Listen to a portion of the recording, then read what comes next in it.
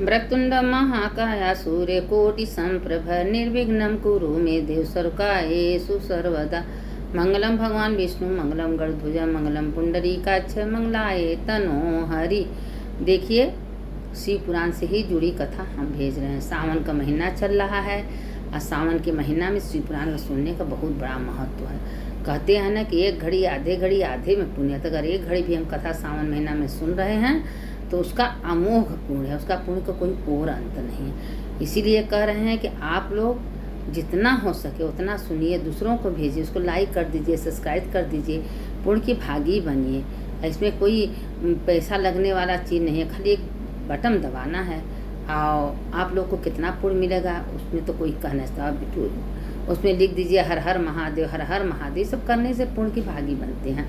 अब सोचिए कि भगवान जो है महादेव किस रूप में आते हैं, किस रूप में सबका परीक्षा लेते हैं, कोई नहीं जानता है।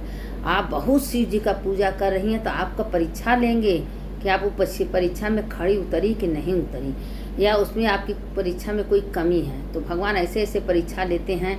जब बताइए कितना तपस्या माता पार्वती का परीक्षा लिए भगवान, सप्त ऋषियों को भेजे, फिर अपने रूप बना के आए, फिर भोलेनाथ का मार दुनिया सारे बुराई किए, लेकिन पार्वती ड्रग से मग्न नहीं हुई। तब आज भोलेनाथ के अर्धांगिनी बनी है। खिलवाड़ बात नहीं है भोलेनाथ को पाना। भोलेनाथ कहते हैं कि निर्मल मन, साफ जिसका दिल होता है, मन होता है, उसी को हम मिलते हैं।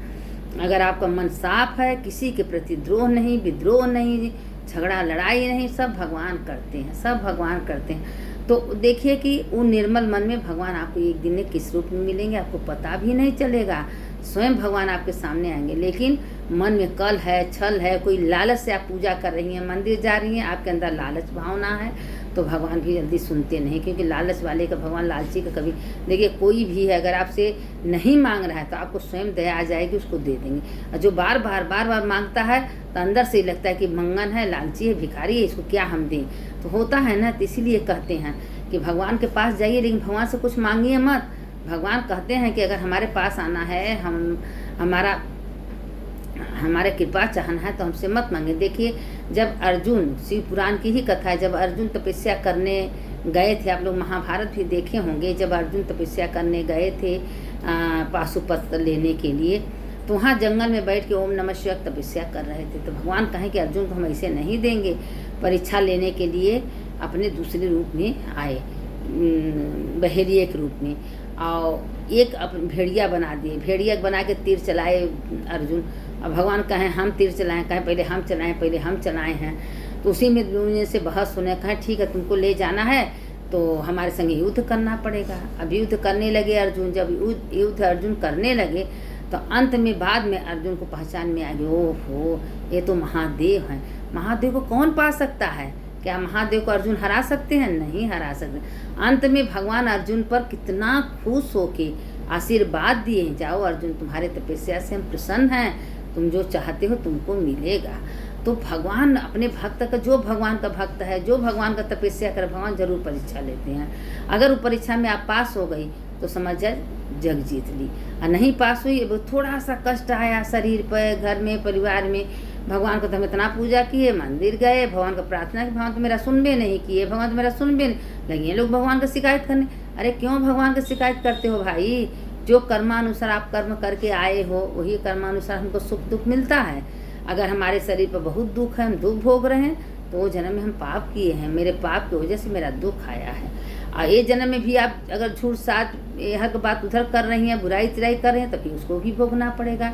भगवान स्वयं कहते हैं कि किसी से मत डरिए, मेरे कर्म से। देखिए, गीता में भी भगवान कहते हैं, सब अध्याय ध्यान पूर्वक सुनिए। देखिए उसमें क्या भगवान कहते हैं, पेड़ में मैं ही हूँ, पक्षी में मैं ही हूँ, आत्मा पृथ्वी पर मैं ही हूँ, आसमान में हर जगह मैं ही तो हूँ, कहाँ मैं नहीं हूँ। अर्जुन को 18वें अध्याय में ज्ञान आया। जब 18वें अध्याय का किताब खोले तब उनको तो कहें, देखो अर्जुन, इनको क्या तुम मारने वाले हो? ये तुम्हारे कोई सहोदर भाई नहीं हैं, ये तो पहले से मरे हुए हैं। तुम तो खाली माध्यम हो, तुमको कोई दोष पाप नहीं लगा, तुम हमको अर्पण कर दो। तो इसीलिए कहते हैं कि कोई कर्म करिए, अच्छा हो या बुरा हो, भगवान को अर्पण कर दे। हे प्रभु, मेरे पास कोई सामर्थ्य नहीं, कोई शक्ति नहीं, मैं करने वाला नहीं हूँ, कराने वाला नहीं, सब कुछ तो करने वाले आप हो प्रभु, आप ही तो करवा रहे हो। अच्छा भी आप करवा रहे हो, बुरा भी आप करवा रहे हो, अच्छे कर्म भी आप करवा रहे हो, बुरे कर्म भी आप करवा रहे हो। हम करने वाला कौन होते हैं? आप भगवान को अर्पण कर दीजिए।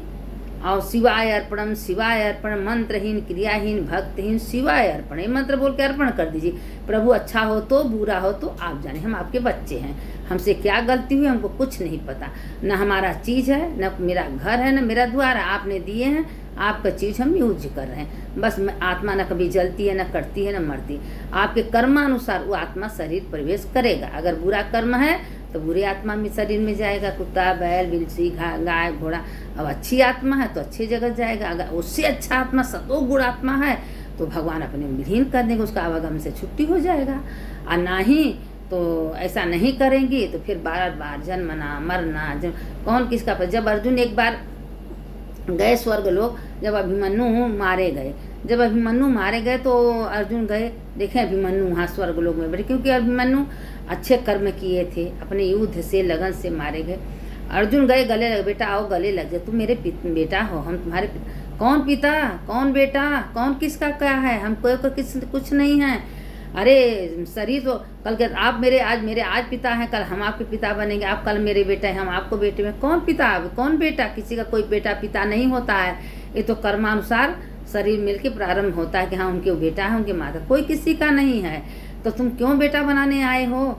आज के तुम मेरे पिता, कल हम तुम्हारे पिता बन सकते हैं। तब जाके अर्जुन को ज्ञान हुआ, अपनी मुक्ति पाए अपने हो हम माया के जाल में फंसे हुए, वास्तव में कौन किसका पिता, कौन किसका बेटा, कौन किसका माता।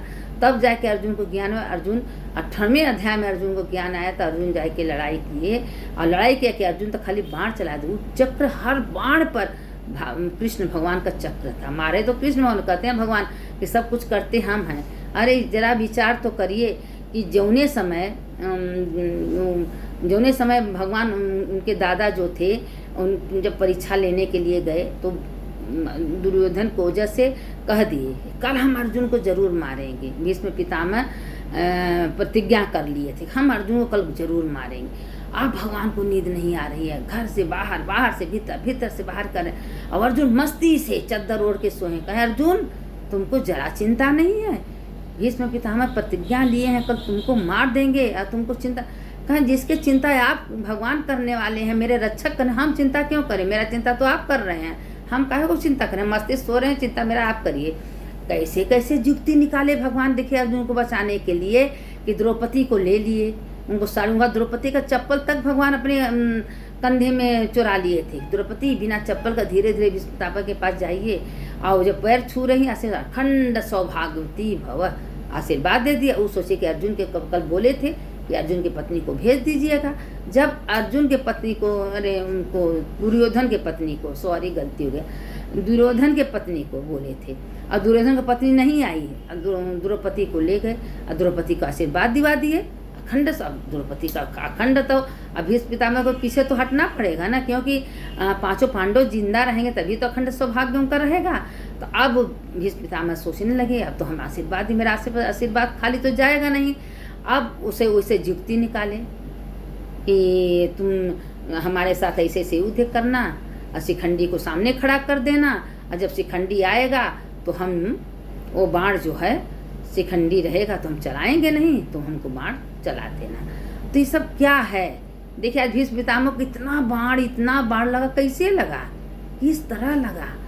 पितामह गलती किए थे। एक तो द्रौपदी का चीरहरण उसमें बोले नहीं।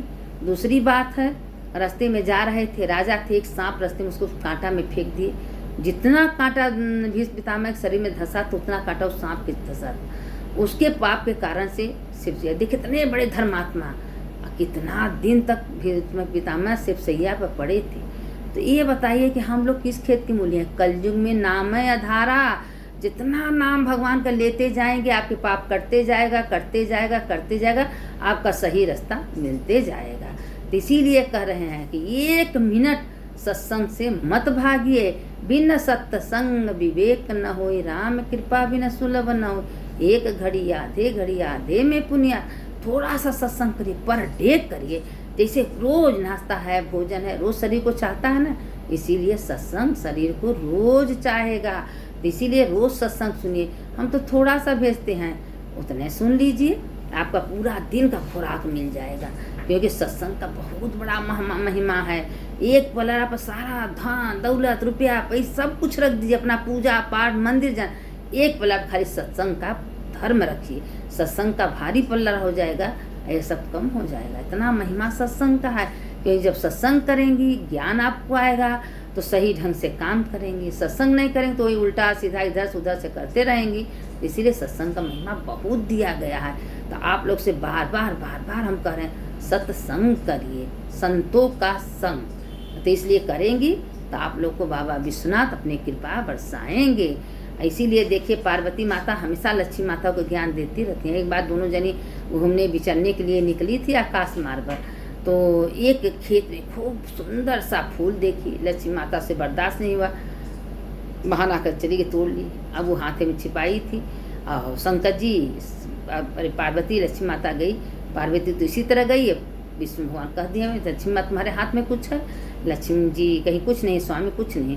तो कहें देखें तो फूल, कहें तुम फूल क्यों तोड़ी हो? बिना माली से पूछ ले, उसका दंड तुमको भोगना। तो कह रहे हम तो तोड़े हैं कि आपको देंगे, आप खुश हो जाएंगे, आप हमको दंड दे रहे। कहें तुम मुझसे पूछ ही नहीं, जाओ उनके घर में, तुम एक छोटी बच्ची बन के उनके 5 साल तक सेवा करो। तब देखिए विष्णु भगवान उनको भेजिए और 5 साल तक सेवा मालिनी की। तो जिसके घर में लक्ष्मी जाएंगे तो उसके घर में कोई कमी होगा? तो क्योंकि उसका माली का बहुत ज़्यादा पुण्य था, वो हमेशा 24 घंटा माली का भले काम करता, लेकिन भगवान को स्मरण करता था, भगवान को अपने बस में। देखिए भगवान कहते हैं आप 2 घंटा बैठ के पूजा मत करिए, लेकिन मेरा नाम हमेशा रखिए। कोई काम करिए, बारे प्रभु आपकी कृपा सारा, आपका करोड़ों अरबों बार धन्यवाद प्रभु, आपने ये सब काम करवा दिया, सवेरे उठा दिए, नहवा दिए, झाड़ू दिया, खाना बनवाए, भोजन, आपका करोड़ों बार धन्यवाद। हो सकता प्राण निकल जाता, मन निकल जाए, शरीर थोड़ी ना करेगा, लेकिन आपकी कृपा से आज मैं सारा काम की। भगवान को धन्यवाद देना, जो होगा अच्छा होगा, जो होगा अच्छा होगा। हे भगवान आपने करने वाले हो, कराने, मेरे पे कोई सामर्थ्य नहीं, कोई शक्ति नहीं, हम कुछ नहीं कर सकते भगवान, मेरे पास कोई शक्ति नहीं, सब कुछ आप करने वाले। हे महादेव, हे देवों के देव महादेव, सब कुछ आप कर रहे हैं। देखिए महादेव कैसे आपके ऊपर खुश होते हैं। तो इसीलिए कहते हैं कि रोज़ सुनिए, बिना सुने पाए मत जाने दीजिए। अब इसके आगे कथा कल बताएंगे, कथा लंबी हो जा रही है, तो इसलिए थोड़े से डाल रहे हैं। आप लोग सुनिए, उसको लाइक करिए, सब्सक्राइब करिए, दूसरों को भेजिए। शंकर शंकर हर हर शंकर, शंकर शंकर जय जय शंकर, मंगल भवन मंगलहारी, उमा जपते ही त्रिपुरारी, हर हर महादेव शंभो काशी विश्वनाथ गंगे, माता पार्वती संग। सुनने वाले के जय हो, सुनाने वाले के जय हो, दोनों का जय हो।